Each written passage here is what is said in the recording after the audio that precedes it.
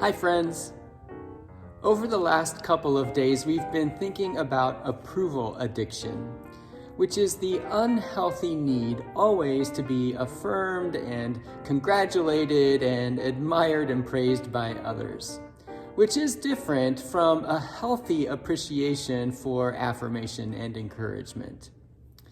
One of the primary tactics that approval addicts use is impression management.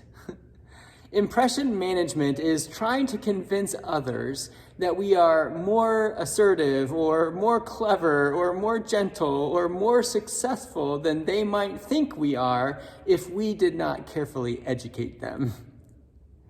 We do this all the time.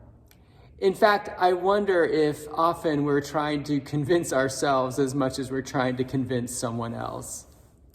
Here are a few examples, and I'm not going to tell you if they're factual or fictional.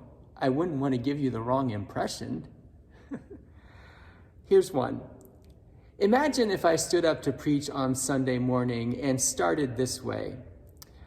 I've had a really busy week with meetings and Bible studies and rehearsals and family obligations, and so I didn't have much time to prepare my sermon. Well, if the sermon goes well, then you'll think I'm a pretty good preacher. If it doesn't, you'll understand why, and you'll still think I'm a pretty good preacher who just needed a little more time. Here's another example.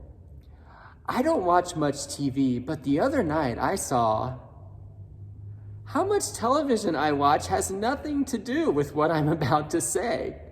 But I don't want to give you the impression that I sit around all day eating bonbons and watching sitcoms. One more. Sorry I'm late, but traffic was terrible. Well, traffic is always terrible, but I don't want you to think that I just didn't give myself enough time to get here. Never mind the fact that my commute is usually a 2-block walk between my house and the church. You get the idea. Pay attention to your conversations over the next couple of days, and I bet you'll be surprised at how often you hear impression management and how often you use it. The grace of God frees us from impression management. When we base our identity and worth on God's love and acceptance instead of on other people's approval, we are free from always trying to protect our image or to manage other people's perception of us. And that freedom allows me to say, here's my sermon, the other night on TV I saw, and sorry I'm late. It will take time and practice and baby steps, but I encourage you to break free from the constant need for others' approval. What others think of us does not define who we are. Our worth is not in how we compare with other people. Our worth is in God's love for us.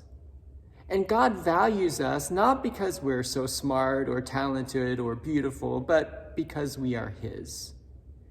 As the Apostle Paul writes in Ephesians 2:10, we are God's workmanship, God's handiwork, God's masterpiece. And like any piece of art, we will have our critics, but no critic can remove the signature of God on our heart and our life. You are God's masterpiece. Thanks for listening. I'll see you again soon.